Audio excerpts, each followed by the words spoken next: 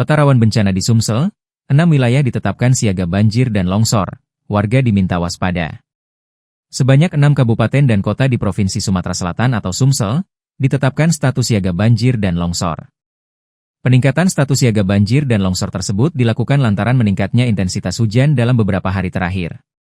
Kepala Bidang Penanganan Darurat Badan Penanggulangan Bencana Daerah, BPBD, Sumsel, Sudirman menyebutkan, 6 daerah sudah menaikkan status siaga, yaitu Kabupaten Oku, Kabupaten Musi Banyuasin, Muba, Kota Prabu Mulih, Kota Pagar Alam, Kabupaten Banyuasin dan terbaru, Kabupaten Ogan Ilir. Selain itu, Provinsi Sumsel juga sudah menetapkan status siaga banjir dan longsor. Menurutnya, langkah ini merupakan bentuk antisipasi pemerintah daerah dalam menghadapi potensi bencana akibat cuaca ekstrim. Dengan status siaga, pemerintah dapat lebih cepat melakukan mobilisasi sumber daya, menyiapkan peralatan kebencanaan, serta meningkatkan koordinasi lintas instansi.